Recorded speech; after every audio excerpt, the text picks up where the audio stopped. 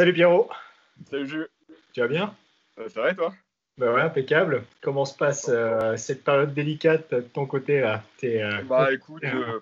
ouais, c'est une période super bizarre, hein. C'est clair que on va pas se le cacher, c'est pareil pour tout le monde. Il y en a pour qui c'est plus difficile quoi que d'autres. Bon, on est tous contraints de rester chez nous comme il faut. Donc de mon côté, bah, je suis rentré en Normandie pour être avec ma famille, mes parents là. Enfin, j'y suis allé un peu avant le confinement, tout en imaginant que ça allait se finir comme ça quoi.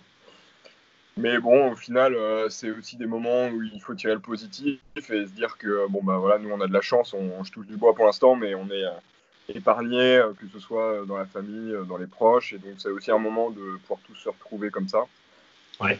et de pouvoir apporter aussi le soutien à la famille, étant donné que bah, comme toi, les parents sont dans le milieu médical, donc du coup voilà, il faut aussi, c'est important d'être là. Moi, de mon côté, je fais pas mal bah, toutes les commodités, les courses, les machins, les trucs pour essayer de leur décharger un peu tout ça. Mais bon, voilà, dans l'ensemble, ça se passe bien. Je suis content de revoir mes frères aussi qui sont là. Ah oui, il y a On tout est le à la monde. maison en Normandie, donc tu vois, c'est bien, il fait beau. Et on n'a jamais eu un temps comme ça, comme dans beaucoup d'endroits en France, je pense, en Normandie à cette période. Mais donc, on va pas s'en plaindre. Ça se passe plutôt bien. Je sais même pas qu'il faisait beau en Normandie, mais c'est plutôt une bonne nouvelle. Bah écoute, il fait beau pendant les confinements, donc Ok, ça roule. Bon, mais voilà. j'ai eu Vincent là juste avant toi, Ouais. donc on a passé un bon moment, on s'est donné un peu des news. Euh, on a évoqué également voilà comment lui a été rentré dans l'aventure Classic Racing School parce que c'est ça un petit peu le but aussi de partager ça avec tout le Bah monde. ouais. Et puis voilà, ça nous fait super plaisir de raconter l'histoire et l'aventure parce que là, de notre côté, ben, pour ceux qui nous écoutent, avec Pierrot, on bosse quand même pas mal sur la partie du second semestre. On aura également un projet en 2021 qu'on vous dévoilera. Voilà, on travaille pas mal. Parce que toi, Pierre, du coup, tu bosses le matin pour Renault et l'après-midi pour nous, si j'ai compris, quoi. Ouais, en gros, bah, c'est ça. Du coup, comme beaucoup d'entreprises, on est passé en chômage partiel chez Renault Sport. Enfin, bon, c'est pas que Renault Sport, c'est tout le groupe Renault et même Alpine pour qui je travaille. Et du coup, ce qui implique qu'on on travaille que le matin, entre 8h et 13h, on va dire. Et l'après-midi, on n'a plus le droit de toucher à nos PC, et plus le droit de faire de mails. Donc, c'est vrai que bah, voilà, c'est des périodes un peu compliquées où il faut un peu revoir son approche, travailler différemment, essayer d'être plus efficace parce que malgré tout, faut essayer de prendre le moins de retard possible sur tous les projets en cours, surtout les travaux qu'on a menés depuis le début de l'année et fin d'année dernière. Donc, du coup, il faut voilà, s'organiser un peu différemment, essayer de faire un peu moins de réunions, d'être plus efficace. Mais bon, voilà, c'est pareil pour tout le monde. Du coup, ça me fait penser, en fait, tu as un peu le même profil que Vince en tant que pilote et aussi ingénieur. Et généralement, tu vois, quand on te croise sur le circuit ou les journées, on n'a pas vraiment l'occasion de discuter de ça, mais euh, comment tu arrives à gérer les deux avec le boulot? Parce que quand tu es à temps plein chez Renault, avoir une saison de pilote à côté, Ouais, faut quand même gérer ça. Donc ça, c'est vachement intéressant. Si tu peux nous en dire plus. Une saison ouais, normale, bah, on va dire pas ce qui arrive cette année, mais typiquement, voilà, en ouais. 2018, tu es champion GT4 avec la coupe finale à Bahreïn et puis champion Alpine Elf Europa Cup. Comment tu arrives à gérer les deux championnats en parallèle du boulot à temps plein, quoi. Ça, c'est vachement intéressant. Bah écoute, ouais, c'est vrai que bah, c'est vrai que bon, l'année 2018, on en reparlera peut-être un peu plus tard, mais ça a été une année bien remplie. Mais moi, du coup, ça fait maintenant depuis 2007 que je pilote. Donc, d'abord en karting, j'ai fait 3 saisons et puis après j'ai pu passer à la monoplace et puis après au proto et au GP. Et en fait, bah, du coup, j'ai toujours eu d'autres activités en parallèle. Donc, les études, évidemment, quand j'ai commencé en tant que jeune pilote, bah, j'étais aussi étudiant en parallèle. Donc, d'abord au lycée, enfin, en collège, lycée, puis après l'école d'ingénieur l'INSA, que bah, tu as pu faire aussi, que Vincent a fait, et que du coup, moi, j'ai fait à Rouen, donc qui est un peu meilleure que celle de Lyon, on le sait tous, hein, mais Ce sera diffusé. je rigole, mais je salue tous les Insaïens de Rouen, de Lyon, de toutes les autres régions et qui sont tous aussi dans le même cas que nous. Mais du coup, bah, non, voilà. En fait, le principal chose qu'il faut réussir à faire, et ça au début c'était un peu compliqué, mais quand tu as la passion, en général, ça aide, c'est l'organisation en fait. Il faut réussir on va dire, avoir deux cerveaux, entre guillemets. Un qui est dédié pour la course, l'autre qui est dédié pour les cours ou pour le boulot. Et il faut réussir à switcher de l'un à l'autre sans que les deux ne puissent trop interférer l'un ou l'autre. Ou alors, il faut que les interférences soient des choses positives. C'est-à-dire que quand je suis pilote, parfois je peux utiliser des choses de connaissances d'ingénieur, ou quand je suis ingénieur, j'utilise des sensations de pilote. Mais il ne faut pas que quand je suis ingénieur, que je pense que au pilotage. Sinon, je n'y arriverai pas et c'est un peu la tendance qu'on peut avoir, quoi. Évidemment, moi j'aurais envie de rouler tous les jours, tout le temps, le plus possible. Mais bon, le sport automobile en tant que professionnel, c'est très compliqué, comme beaucoup de sports, hein, mais c'est un sport aussi qui repose beaucoup sur les moyens financiers et l'argent qu'on est capable de trouver. Donc, moi, dans mon cas, c'est les partenaires. Et les partenaires, évidemment, ça demande du temps. Et qui dit temps, dit voilà, il faut réussir à organiser ses journées et dire bon voilà, à ce moment-là, je cherche les partenaires où je vais faire mes courses. Et puis le boulot, on verra ça dimanche soir quand je rentre à la maison ou lundi matin. Et puis même chose quand je suis la semaine au boulot entre le lundi et le vendredi, c'est à fond le boulot. Et puis je m'accorde quand même des petits moments pour organiser, pour appeler mes partenaires, etc. Mais voilà, c'est surtout une question d'organisation, on va dire, entre les deux. Ok. Parce que, ouais, ce qui est drôle, c'est qu'on pourra le dire, Vincent, il savait pas trop comment on s'était rencontrés. Parce qu'il m'a dit, ce qui est marrant, c'est que je sais pas comment tu as rencontré Pierre, mais c'est vrai qu'à la base, Ouais. c'est ton frère qui avait vu un Ouais. article en ligne. C'est ça, ouais, c'est un de mes frères en fait qui avait vu, c'était tout début 2017, je pense, ça devait être janvier ou février. Ouais, Vous exact. aviez lancé une campagne de crowdfunding. Et Ouais. du coup, il était tombé dessus par hasard sur un article dans une revue sur Internet, je crois. Ouais. Et il m'avait dit, attends, regarde, c'est marrant, il y a deux gars de l'INSA qui montent un projet sur la course, sur des véhicules historiques, etc. Et je fais, mais merde, c'est dingue. Je suis à l'INSA, j'en ai jamais entendu parler. Bon, évidemment, on n'est pas dans la même INSA, donc voilà, c'était pas la même école géographiquement parlant. Mais du coup, j'ai vu ça. Et puis, je me suis dit, putain, mais c'est génial. Le projet a l'air ouf. J'ai envie d'en savoir plus. Et donc, j'avais ni votre mail, ni vos contacts, machin. Donc, je suis allé voir sur LinkedIn et puis je vous ai envoyé un petit message. Je sais plus si c'était à toi ou. Si, je crois que c'était peut-être à toi. Je sais plus, Ouais, ouais. Morgane. À tous les deux, ouais. Voilà, ou à tous les deux, ouais, je pense que j'ai dû faire à tous les deux. Et puis, quelques heures après, ça n'a pas mis trop de temps, vous m'avez répondu. Enfin, je vous avais dit, ouais, votre projet est top. D'ailleurs, il faudrait que re-regarder ce message, je pense que ça peut être Ouais. Mais euh, je vais faire l'analogie parce que Vincent, on en parlait, le premier mail que je lui avais envoyé quand j'étais à l'INSA, mais c'était ultra timide et tout. Enfin, ouais. c'était assez drôle et lui, il était dégoûté parce qu'il l'a perdu là. Donc, on l'a Ah plus. merde. Nous, il doit encore être, je pense, dans les Ouais. sauvegardes des messages. Mais du coup, voilà. Et puis, je vous avais dit, j'aimerais bien vous rencontrer, un de ces quatre. Donc, quand vous passez sur Paris, faites-moi signe, on se fait un déj ou quoi. Puis, vous m'aviez répondu, ouais, carrément. On se fait ça, et je sais pas, c'était une semaine ou deux après, et puis voilà, c'est comme ça que ça a commencé. Ouais, c'est marrant comme ces rencontres. Parce que ce qui est chouette, ouais, ce qu'on disait avec Vincent, c'est ce qui rend cette école un peu unique. Et je pense que voilà, toute l'équipe est à l'origine de ça. C'est vraiment les rencontres. Et on a quand même des profils qui matchent quand même pas mal. Tu vois, donc, Ouais. ouais, toi, quand tu es arrivé dans l'équipe, tu t'es dit quoi quand tu t'es dit c'est une belle bande de tarés ou est-ce qu'il y a des choses, est-ce que c'est des gamins, il y a des choses à rajouter, il y a des choses à leur apporter. Enfin, Bah, ouais, le premier feeling, parce que je crois que le premier contact avec l'école, c'est quand tu es venu direct en Irlande du Nord essayer les voitures. ouais, Même c'est ça. avant que ça ouvre, tu vois. Bah non, enfin ouais, du coup on s'était vu pendant ce fameux déj qui était à Bercy d'ailleurs, je me souviens. Ouais, Et non, j'étais tout de suite assez interloqué par le fait que ouais, vous étiez jeune, enfin, t'as 2-3 ans de moins que moi, je pense, donc bon, voilà, c'est pas énorme, mais quand t'as 20 ans ou 23 ans, 24 ans, faire des trucs comme ça, c'est quand même pas anodin, quoi. Il y a pas grand monde qui le fait, donc je m'étais dit que vous étiez assez, comme on va dire, quoi. Vous avez des coronesses, quoi, on peut le dire. De lancer un projet comme ça, tout en sachant qu'il y avait encore plein d'inconnus à l'époque où on s'est rencontrés, c'était quand même le tout début.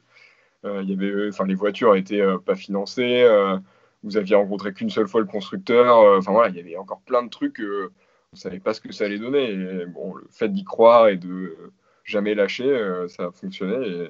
Et du coup, non, plutôt impressionné quoi, dans le premier rapport. Et puis, j'ai tout de suite voulu faire partie de l'aventure et vous proposer mon aide peu importe à quel niveau, mais voilà, j'étais intéressé pour entrer dans l'aventure et puis vous suivre.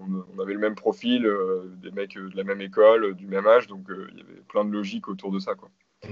Et puis après, ouais, le fameux épisode de l'Irlande du Nord, là, putain, ça c'est drôle. qui est assez mémorable aussi. Ouais. Parce que, ça peut même ça pourrait faire un chapitre d'un bouquin tellement c'était. Ouais, mais je suis en train d'écrire certains articles dessus. Là, ouais. Je ferai un petit zoom sur cet épisode en particulier parce que moi, j'avais tellement aucune idée de ce que c'était des vrais pilotes. Tu vois, je pense qu'avec plein, c'était vraiment le deuxième que j'ai rencontré. Et ce qui était drôle, c'est que quand j'ai pris les monoplaces, tu m'as dit, ouais, moi, j'ai jamais fait de monoplace historique. Même moi, si j'en avais jamais fait dans ma tête, j'étais là, mais je vais lui mettre la misère. Le petit pied, si on rentre même pas dans la voiture, il est trop grand. Ouais, j'avoue que j'avais un peu peur de ça aussi. Mais non, bah moi, tu sais, je roulais à 50% à ce moment-là, donc bon. Et puis j'ai pris 2 tours, quoi. Ouais, non, je rigole. Non, mais c'est vrai que c'était une découverte, c'était génial. Enfin, tu te mets au volant de la bagnole, en plus en Irlande du Nord, dans un circuit paumé à Kirkistan, j'avais jamais entendu parler de ce circuit-là. Avec les champs de moutons autour, enfin, les troupeaux de moutons, un champ de moutons, je sais pas si ça existe. Charade, c'est la même chose avec plus de dénivelé.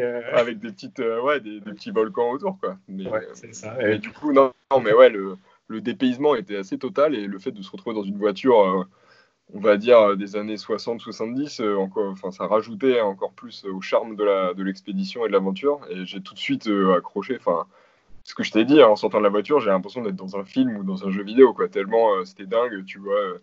Il y a le cockpit qui est réduit vraiment aux choses nécessaires et les plus simples, alors que dans les voitures modernes, tu as plein de choses, plein de boutons, la radio, le machin. Là, non, c'est aucune aide au pilotage, le frein, l'embrayage, tu fais le talon pointe. Voilà, enfin, du plaisir à l'état pur. Et c'est vraiment les premiers mots qui sont sortis de ma bouche quand je suis descendu de la voiture, c'était ça, quoi. Le dépaysement et le fait de se retrouver dans un autre univers.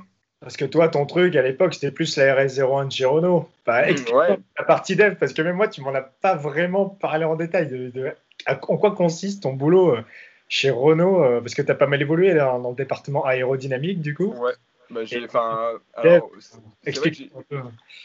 j'ai fait jusqu'à maintenant, donc je suis rentré chez Renault pendant mon stage de fin d'études qui était en 2015. Et du coup, je suis resté chez Renault Sport. Et j'ai fait, on va dire, 2 boulots principaux. Donc, dans mes études, j'ai fait surtout de la mécanique des fluides et de l'aérodynamique. Et mon stage de fin d'études n'était pas spécialement orienté là-dessus, même si au final, j'en faisais quand même un peu. Mais c'était surtout sur le traitement des données. Et puis, on va dire, c'était le boulot d'un ingénieur data, quoi. Donc, c'est super bien parce que tu apprends beaucoup de choses et tu vois un peu tous les aspects techniques d'une voiture de course. Et donc, je suis rentré en 2015 et effectivement, je travaillais sur la fameuse Renault Sport RS01 de Renault Sport, donc qui est une voiture qui est pas issue d'une voiture de route, qui est, on va dire, à mi-chemin entre un prototype et une GT, mais qui se rapproche presque plus d'un proto de par ses performances, parce qu'elle est vraiment ultra efficace. C'est une voiture avec une coque carbone, beaucoup d'aéro, justement, du grip mécanique aussi qui est énorme. Et du coup, c'est une caisse qui est assez démentielle et tous les pilotes qui l'ont essayé pour le confirmer. Mais enfin, moi, en tout cas, personnellement, je pense que c'est une des voitures que j'ai pu rouler qui est la plus perfo et surtout la plus impressionnante, quoi. Pour une GT. Enfin, voilà, quand on monte dedans, t'as vraiment pas l'impression d'être dans une GT. D'ailleurs, bon, c'est pas vraiment une GT, mais t'as plus vraiment l'impression d'être soit dans une monoplace, soit dans un proto. Bon, la masse est un peu plus importante qu'une monoplace, donc tu te rapproches plus d'un proto, type LMP2, LMP3. Mais voilà, non, c'est vraiment une super voiture. Et du coup, moi, sur ce sujet-là en particulier, pour mon stage, c'était de créer un kit pour que la voiture, justement, puisse être acceptée dans des championnats type GT3. Pour qu'elle puisse courir dans d'autres voitures. Donc, c'était un peu un travail étrange parce que d'habitude, une voiture de course, on cherche toujours à la faire aller plus vite. Mais là, pour le coup, pour la faire accepter dans d'autres championnats, il fallait qu'on réduise ses performances. Donc, on a eu plusieurs leviers pour ça, notamment l'aéro, sur lequel j'ai un peu travaillé en relation avec évidemment les équipes de Renault Sport et de Dallara qui sont aussi un des bureaux d'études de la voiture. Mais ouais, c'était une super période et j'en garde des très bons souvenirs. En plus, c'était encore l'époque des World Series by Renault qui étaient un super championnat. où il y avait tous les véhicules de la marque Renault, donc aller des Formule Renault 3.5, donc c'était l'antichambre de la F1 jusqu'au Clio Cup. Donc voilà, il y avait un énorme, beaucoup de catégories différentes et super ambiance sur plein de circuits européens. Donc ouais, j'ai eu beaucoup de chance de faire ce stage-là et ça m'a permis en fait de continuer chez Renault Sport par la suite.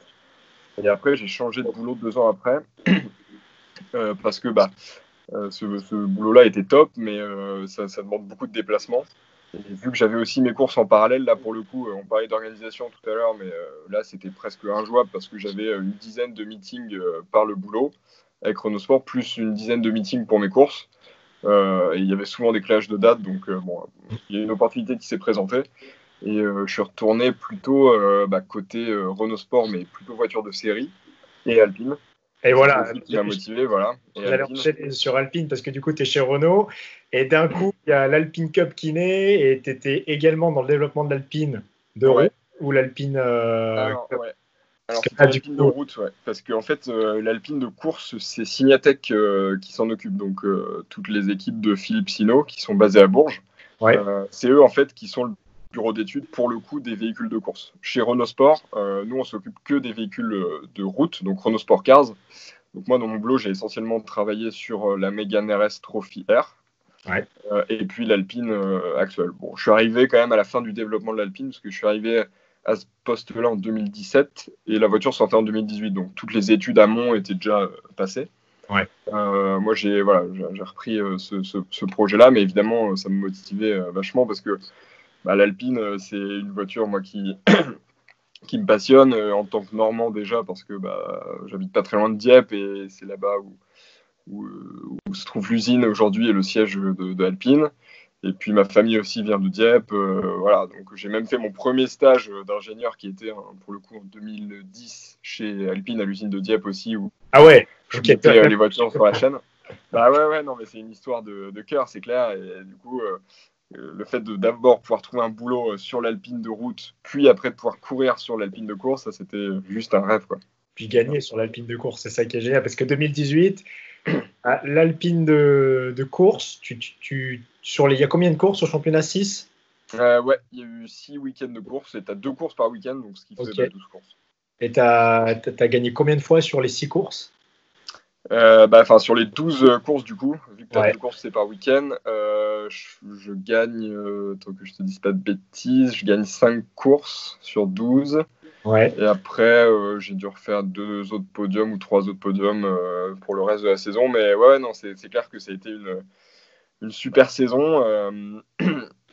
Un peu de rêve, quoi, parce que c'est vrai que toutes les planètes se sont alignées, quoi. À la fois, j'avais ce boulot-là, bon, même si au final le boulot me donnait pas vraiment d'avantage parce que je roulais pas moi du tout sur les voitures de course. J'ai vraiment un travail d'ingénieur bureau d'études, donc je suis, on va dire, 98% du temps derrière un ordinateur à faire des simulations ou voilà, des calculs de CFD, donc c'est tout ce qui concerne la mécanique des fluides, donc pour simuler l'environnement de l'air autour de la voiture qui est en mouvement et voir comment se comporte l'air et du coup comment on peut utiliser l'air pour à la fois gagner en vitesse de pointe, réduire la consommation et surtout gagner en efficacité en appui. Donc au contraire d'un avion où on a besoin de portance pour faire décoller, là pour une voiture sportive on a plutôt besoin d'appuyer la voiture pour qu'elle soit stable à haute vitesse et du coup moi c'est ça mon boulot en fait, c'est plus ça. Alors après ça arrive quelquefois qu'on soit amené à faire des essais en piste, mais c'est très rare. Et puis c'est sur une voiture de route qui est quand même assez différente de la voiture de course. Donc c'était un peu une découverte aussi, l'Alpine de course.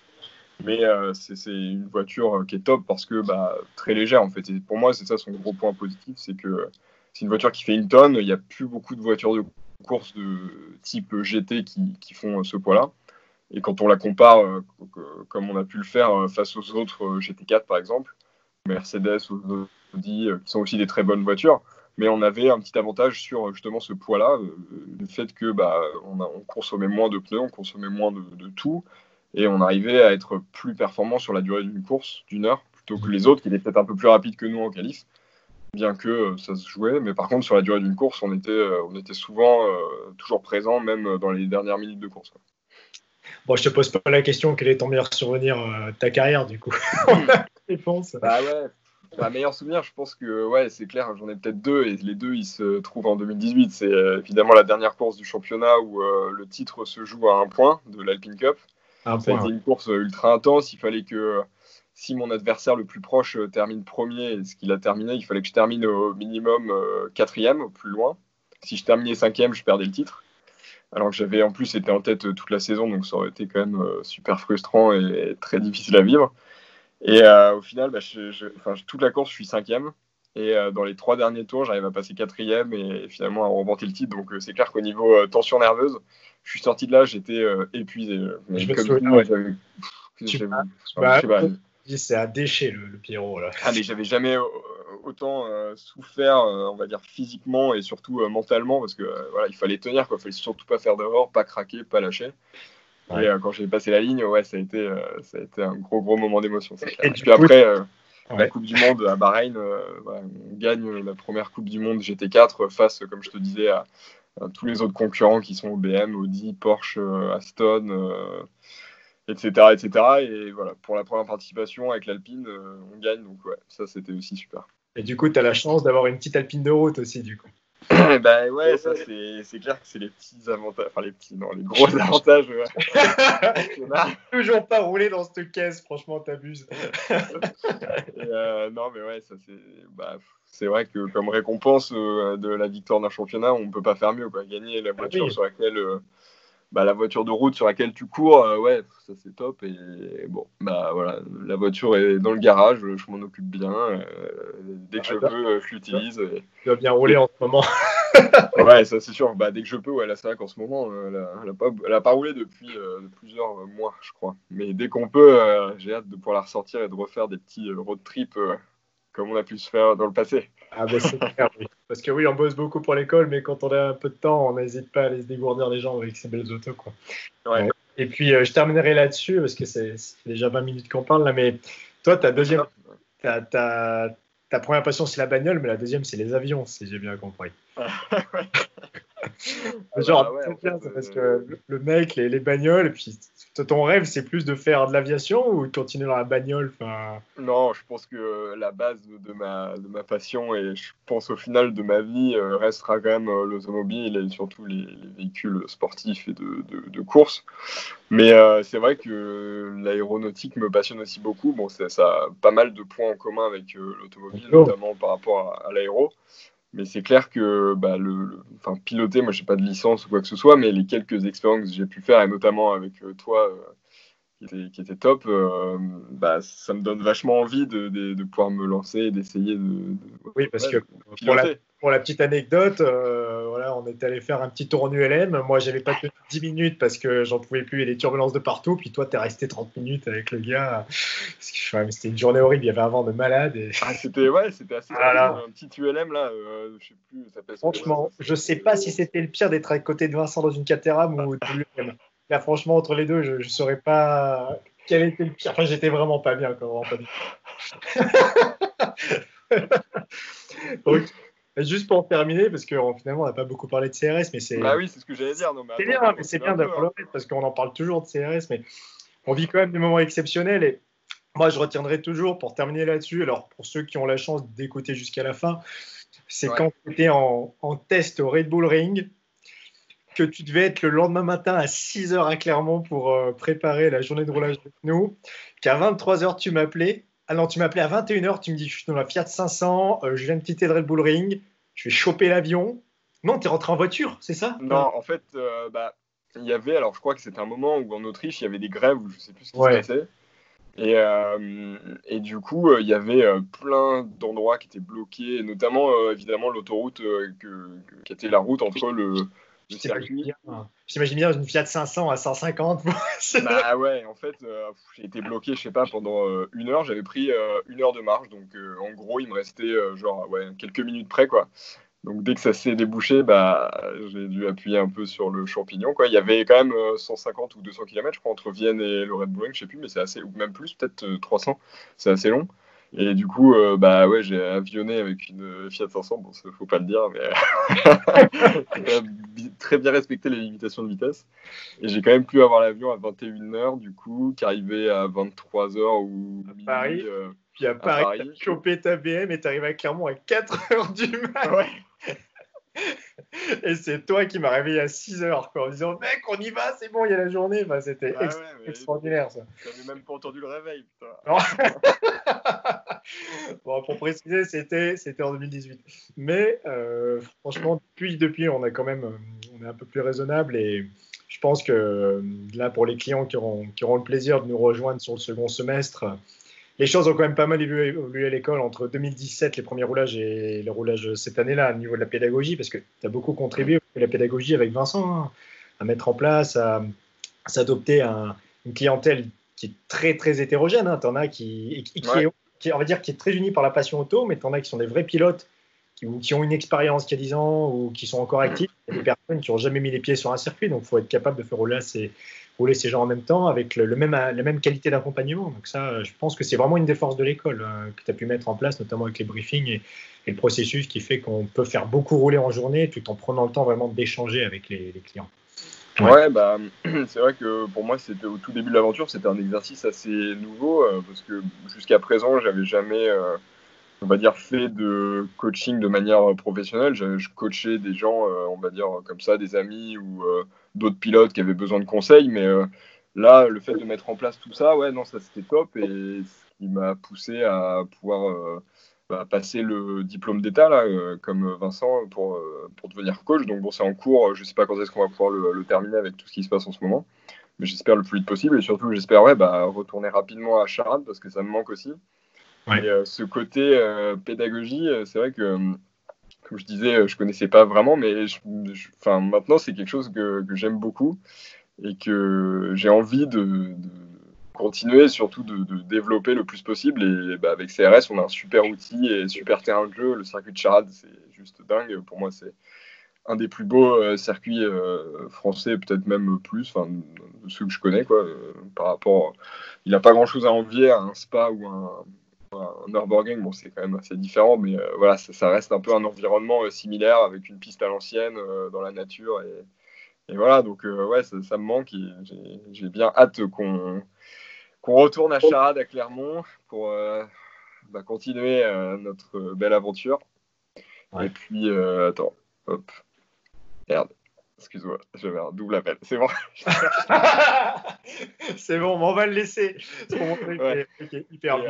Et non, mais ouais, pour conclure là-dessus, bah ouais, non, c'est clair que ça me manque bien et j'ai bien hâte de retrouver toute l'équipe, Vince, et puis qu'on passe des bonnes journées, qu'on de partage avec nos super clients pilotes. Voilà. Et comme tu dis, bon, le fait d'avoir des niveaux différents, c'est ça aussi qui est chouette, quoi. C'est que tu peux à la fois faire découvrir le sport automobile à des gens qui n'ont jamais touché à une voiture de course de leur vie et dont c'était le rêve depuis qu'ils étaient gamins, ou aussi à des pilotes plus chevronnés, qui ont plus d'expérience, et tu peux toujours leur apporter des choses aussi. Et Ouais. c'est ça aussi qui est sympa dans ce boulot-là, c'est tous les boulots de pédagogie, comme l'éducation, choses comme ça. Et voilà, chaque cas est différent, chaque élève, chaque pilote est différent, et il faut toujours adapter son approche. Et l'idée, c'est que les gens prennent le plus de plaisir en toute sécurité, évidemment. Donc, ça fait partie du boulot. Mais ouais, j'ai hâte de reprendre. Nous aussi. Bah écoute, moi j'espère qu'on pourra commencer peut-être en juin. Là, il y a une info qui vient de tomber, mais à voir. Ouais. Je pense aussi en juin, juillet, histoire de reprendre tout ça. Ok, bon, en tout cas, c'est plaisir d'avoir tes nouvelles, Pierrot. Bah ouais, pareil. Puis, écoute, on reste en contact et dans tous les cas, on travaille les après-midi sur le second semestre concernant l'école. Ok, bah écoute, Ok. à très vite. Ciao, Et puis, Jules. Salut tout le monde. À plus. salut, Salut. bye. Ciao.